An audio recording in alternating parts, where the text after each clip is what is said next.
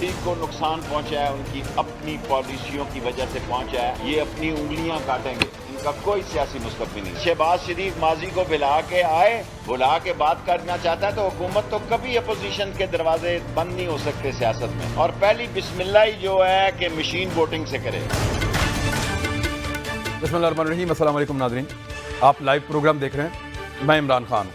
मेहमान जो मौजूद हैं पहले तारुफ पर फिर बातचीत शुरू करते हैं। शेख साहब को आपने सुन लिया, शहबाज शरीफ साहब के स्टेटमेंट आए, वो बड़े अहम हैं इस वक्त, और शहबाज शरीफ साहब को कुछ बड़े अहम रोल प्ले करने हैं।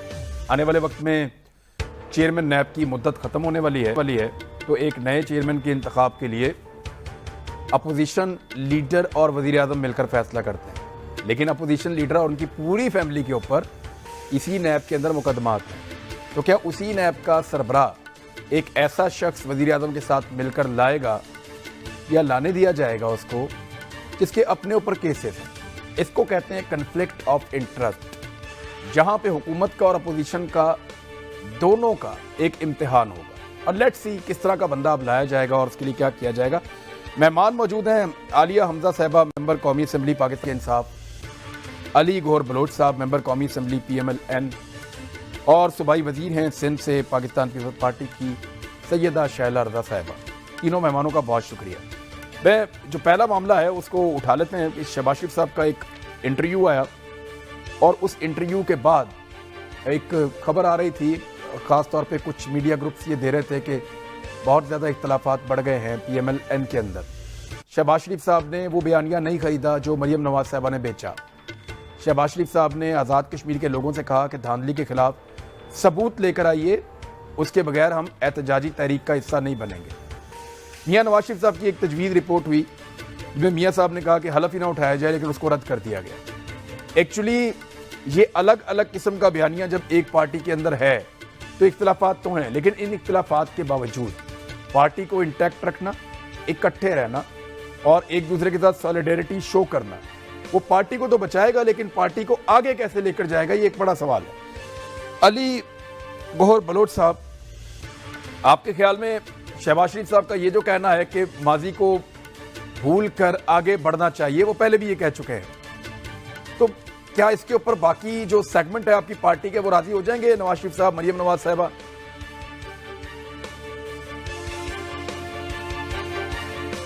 बिस्मिल्लाहिर्रहमानिर्रहीम।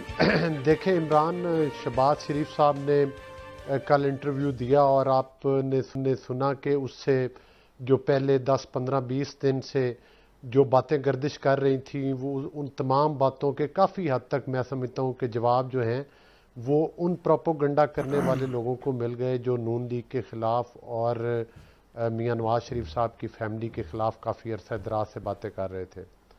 और जाहिर है कि एक नून लीग एक बहुत बड़ी पार्टी है और उसके अंदर जो है मतलब है कि वो राय तो हर तरह के लोग रखते हैं और राय दे भी सकते हैं। जाहिर है वो शहबाज शरीफ साहब पार्टी के सदर हैं, उनकी भी राय मतलब है बड़ी अहम है और मैटर करती है, लेकिन फैसले वही होते हैं जो मियाँ नवाज शरीफ साहब करते हैं, वो पार्टी के कायद हैं।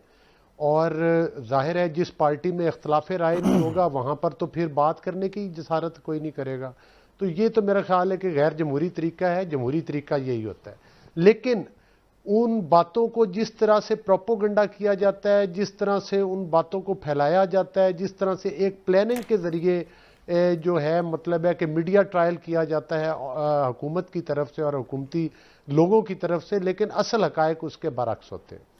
देखें, शहबाज शरीफ साहब का मौक़िफ़ आज से तो नहीं, वो तो काफ़ी अरसे से उनका एक ख़ास मौक़िफ़ है और वो अपना एक मौक़िफ़ रखते हैं, लेकिन साथ ही साथ उन्होंने बता दिया कि जो पॉलिटिकल स्ट्रगल है, जो पार्टी को बनाया है, वो मियाँ नवाज शरीफ साहब ने ही बनाया है और वही मेरे कायद हैं और जो वो फैसला करते हैं, जो वो लाइन देते हैं, मैं उस पर मनोन अमल करता हूँ। बाकी जहाँ तक पार्टी के आगे चलने की बात है, तो हमारा तो बड़ा क्लियर स्टांस है इमरान खान कि हम तो इस बात पर यकीन रखते हैं कि पाकिस्तान में कानून और आइन की हुक्मरानी होनी चाहिए। वो एलिमेंट्स या वो चीज़ें जो हमारे इलेक्शन सिस्टम के ऊपर असरअंदाज होती हैं, जो उसको सोबताज करती हैं या सोबताज करने की कोशिश करती हैं, उन चीज़ों को बंद किया जाए, उन दरवाज़ों को बंद किया जाए और माजी की बातें भुलाएं। बिल्कुल, आज भी हमारी पार्टी का मौकफ ये, मियां नवाज शरीफ साहब का क्या मौकफ है, उनका भी अगर वो आइन और कानून की बात करते हैं तो वो भी यही बात करते हैं। माजी को तो हम भुलाने के लिए तैयार हैं, लेकिन अगर आज अहद किया जाए कि आइंदा ऐसा नहीं होगा, आज अगर आप इसकी गारंटी कैसे होगी सर? अब देखें, इसके लिए तो जब भी आप लोगों का कोई केस खुलेगा किसी भी अदालत में या किसी भी इदारे में या करप्शन का कोई मामला या कहीं पे आप इलेक्शन खुदा ना खास्ता हार जाएंगे तो आप तो फिर कहेंगे कि इदारे हमारे खिलाफ हो गए, सारे हमारे खिलाफ हो गए। यानी आपके पास तो ये जवाब है, जब भी हारो या जब कोई हमारे खिलाफ चीज़ हो तो हम फौरन ये कह दें कि जनाब ये तो माजी के अंदर जा रहे हैं, इदारे मुखालफत कर रहे हैं। उसके लिए तो आपको हर जगह जितवाना पड़ेगा, हर जगह बाइज्जत बरी करवाना पड़ेगा सर। नहीं इमरान खान, देखें आप माशाल्लाह, मैं कोई मतलब है तारीफ सिर्फ अल्लाह की दात की होती है, लेकिन आप एक तजर्बाकार साफ़ी हैं और आपका इस फील्ड में आपका भी एक सरकर्दा लोगों में नाम आता है, आपने मेहनत की है। इसी तरह से अगर हम टिपिकल तरीके के साथ बात करेंगे तो मेरा ख्याल है कि असल फिर बातें आवाम तक नहीं पहुंच सकेंगी। देखें हमारा मौक़िफ़ ये है कि जो ये मतलब है कि नैब के ज़रिए जिस तरह से विक्टिमाइजेशन होती है, जिस तरह से एहतसाब के नाम पर इंतकाम लिया जाता है, जिस तरह से चंद लोगों को जो है वो मतलब है कि वो बना दिया जाता है कि ये मुकद्दस गाय हैं और एक ख़ास तबके को दीवार के साथ लगा दिया जाता है, उनकी मीडिया ट्रायल भी किया जाता है और उनका जो है वो मतलब है कि इदारों के ज़रिए भी झूठे मुकदमात बनाकर ट्रायल किया जाता है। हाँ, अगर क्यों इमरान खान, एक चीज़ मैं आपसे पूछता हूँ, अगर ये एहतसाब है तो आप ये बताएं कि जहांगीर तरीन के ऊपर इल्ज़ामात लगे, वही FIA ने जाकर अदालत में बयान दिया कि हमें इनकी गिरफ्तारी नहीं चाहिए। प्राइम मिनिस्टर साहब ने खुद सर इस केस पे रुकें जरा 1 मिनट के लिए सर, इस केस पे जरा 1 मिनट के लिए रुकें, साइन किया सर, एक सेकंड सर, इस तरह रुकें 1 सेकंड के लिए, क्योंकि ये हर प्रोग्राम में आप कहते हैं तो मैं चाहता हूं इस नुक्ते पे जरा हम रुकें थोड़ी देर के लिए। जहांगीर तरीन का जुर्म वही है जो शहबाज शरीफ का है, जहांगीर तरीन के बेटे का जुर्म भी वही है जो हमजा शहबाज का है और सलमान शहबाज का है। जहांगीर तरीन और हमजा शहबाज और शहबाज शरीफ ये एक सिक्के के 2 रुख हैं। ये चीनी स्कैंडल में अगर जहांगीर तरीन बेगुनाह है तो शहबाज शरीफ बेगुनाह है, क्योंकि इनके फ्रंटमैन भी एक जैसे हैं, इनके कैश बॉयज भी एक जैसे हैं, इनका सट्टा माफिया के साथ पूरा लिंक भी एक जैसा है। चीनी का सारा खेल ये मिलकर खेलते थे। अगर तो बेगुनाह है तो ये सारे बेगुनाह हैं, अगर तो गुनाहगार हैं तो ये सारे गुनाहगार हैं। अब अगर इस केस में शहबाज शरीफ को गिरफ्तार नहीं किया गया, इस केस में हमजा शहबाज और सलमान शहबाज को गिरफ्तार नहीं किया गया, तो कैसे हो सकता है कि इसी केस में जहांगीर तरीन को और उसके बेटे को गिरफ्तार कर लिया जाए? जिन केसों में शहबाज शरीफ और उनके बेटे गिरफ्तार हुए वो केसेस चीनी से मुताल्लिक नहीं है, वो केसेस वो वाले हैं जो पुराने करप्शन के केसेस हैं, वो केसेस TT स्कैंडल वाले हैं, वो केसेस जाली अकाउंट्स वाले हैं, उनके अंदर उनकी गिरफ्तारियां हुई थी और दीगर केसेस भी हैं जो हुकूमत में रह के उन्होंने काम किए। ये जो जहांगीर तरीन जिस दिन गिरफ्तार होगा उस दिन पहला मुतालबा बतौर सहाफी मेरा यह होना चाहिए कि यही केस तो शहबाज शरीफ पे है, उसको भी गिरफ्तार करो।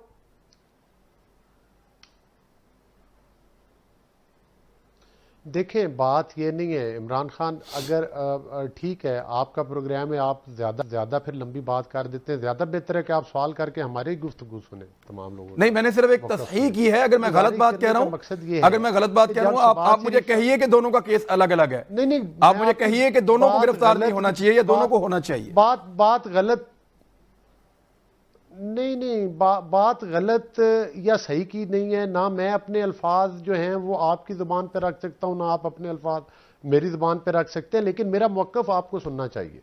देखिए बात ये है, यहाँ पर 90 दिन के रिमांड लिए जाते हैं, यहाँ पर पूरे ख़ानदान के अकाउंट्स मुंजमद कर दिए जाते हैं, यहाँ पर मतलब है कि वो 2 दफ़ा जमानतें रिजेक्ट करके 3 दफ़ा उनको जेलों में रखा गया। जब वो जेलों में थे तो फिर आपने ये शुगर के केसेस जो आपके सामने थे उस वक्त उनकी इंक्वायरीज क्यों ना की? उस वक्त आप करते जब नहीं, आप तब नहीं थे सर, तब नहीं थे सर, ये बाद में इंक्वायरी हुई। फैसला तो जायज नजायज भाई, ये बाद में हुई है, ये इंक्वायरी बाद में हुई है। अलीगढ़ बलोच साहब इंक्वायरी बाद में आई। मेरी गुजारिश सुन लेना, मेरी नहीं तो वो ये बदनीति है ना। बदनीति ये है कि एक बंदे को 10 साल कैद में रखो, उसको बार बार गिरफ्तार करो, कभी एक केस का बहाना बना लो, कभी दूसरे का बना लो, कभी तीसरे का बाकी केसेस के ऊपर देखें, आप जर्नलाइज ना करें सर, 1 मिनट देखें। जिन केसों में ये गिरफ्तार हुए हैं उनकी तफसीलात किसी एक में बताएं कि गलत गिरफ्तारी हुई है। मैंने इनके सारे केसेस जुबानी याद किए, मैं आपके साथ डिस्कस कर लूंगा।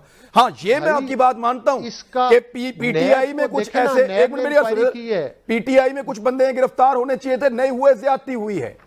पीपल्स पार्टी के साथ अगर कहीं पे छूट हुई है, नहीं गिरफ्तार होनी चाहिए, ज्यादती हुई है। नवाज शरीफ साहब को पाकिस्तान से निकाल के बाहर मफरूर करवा दिया, ज्यादती हुई है। देखिए, नैब ने छूट दिया, वहां गलत किया मुख्तलिफ लोगों को, लेकिन जिसको पकड़ा उसको सही पकड़ा है।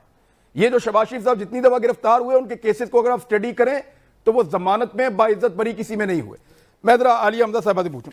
आलिया हमजा साहिबा, शेख रशीद साहब जो एक ऑफर दे रहे हैं कि माजी को भूल कर आ जाएं, दरवाजे खुले हैं, ये ऑफर किसकी तरफ से है? उनकी जाती तरफ से है या इमरान खान साहब की तरफ से है?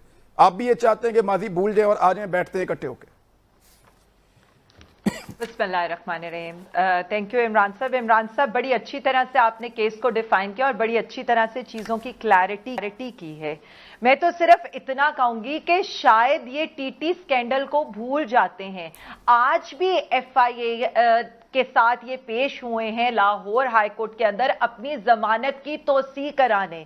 तो मैं सिर्फ इतना बता दूं कि आज भी वहां पर फिल इन द ब्लैंक्स कहे गए हैं। ये सवाल ये नहीं, सवाल आपसे ये है कि शेख रशीद साहब की जो ऑफर है वो आपने की है या उन्होंने की है जाती तौर पर? शहबाज शरीफ माजी बुलाकर आए तो हुकूमत के दरवाजे खुले हैं। इमरान साहब, मैं अली गौहर साहब की बात का जवाब देकर आपकी बात का जवाब दे देती हूँ। चलें, सवाल मैंने आपसे कुछ और किया है, बोलने आप। हाँ जी, मैं यही कह रही हूँ ना, मैं उनकी बात का जवाब देकर मैंने तो इनसे कोई सवाल ही नहीं किया, लोगों की बातों का जवाब देना चाहिए। मैंने आपकी बातों के जवाब दिए, ये मेरी बातों का जवाब देने लग पड़ी। मैंने तो इनसे कोई सवाल नहीं किया। आपने 10 मिनट, मैंने तो इमरान खान से सवाल किए और कुछ के जवाब दिए, बाकियों के जवाब खान साहब गोल कर गए। मैं सिर्फ इतना बता रही हूं कि टीटी स्कैंडल है, 25 अरब रुपए उनके अकाउंट में मुलाजिमीन भेजते हैं और उसका जवाब आज वहां पर वो जाकर ये देते हैं कि मेरे पास इसका कोई जवाब नहीं है। उनके उधर टीटियां लगती हैं, उनके बेगमात के अकाउंट्स में टीटियां लगती है, उनका जवाब वो वहां जाकर ये देते हैं कि मैंने भैंसें पाली हुई हैं, या सलमान शहबाज से पूछ लो। तो वो इनकी करप्शन का जवाब देने की बजाय ये तारीखों पर तारीखें लेते रहते हैं या ये बाहर भाग जाते हैं। अब बात है शेख रशीद साहब के ऊपर। शेख रशीद साहब ने यह कहा है कि इंतखाबी इस्लाहात के ऊपर हमें बैठना चाहिए। माजी भुलाना, करप्शन हम इनकी भुला नहीं सकते। उसके अलावा ये जो भी अवाम की मफाद के लिए आएंगे, हम ऑपोजिशन के साथ जरूर बैठेंगे। लेकिन जो पैसा ये लूट कर लेकर गए हैं, जो ये मनी लॉन्ड्रिंग करके गए हैं, जो इनके केसेस हैं, वो सिर्फ मेरा या आपका नहीं, वो इस अवाम का पैसा है, इस अवाम का लूटा हुआ पैसा है, जिसके उन्होंने बाहर 7 बड़े आजमों में महल खड़े किए। तो उसको तो हम छोड़ने को तैयार नहीं है। तो ये महदूद ऑफर है, ये आपकी जो ऑफर है ये महदूद है। देखिए जी, महदूद ऑफर यही है कि हर वक्त आप धांधली का रोना तो रोते रहते हैं, लेकिन ना आप ईवीएम मशीन देखने आते हैं, ना आप इंतखाबी इस्लाहात के ऊपर बैठने को तैयार है। पार्लिमानी कमेटी की मीटिंग हम बुलाते हैं तो आप उसमें अपने नाम देने को तैयार नहीं है। हम सिर्फ चाहते हैं कि वंस फॉर ऑल ये धांधली का रोना खत्म करें, टेबल पर आकर बैठे, तजवीज दें और तरमीम जो आइन में करनी है और डायरेक्ट करें इलेक्शन कमीशन को कि आइंदा के लिए इलेक्शन हमने कैसे लाने हैं। सेनेट के इलेक्शन पर इन्होंने हमें यह ताना दिया था कि सेनेट का इलेक्शन होने वाला है, उससे पहले आपने हमें नहीं बुलाया था।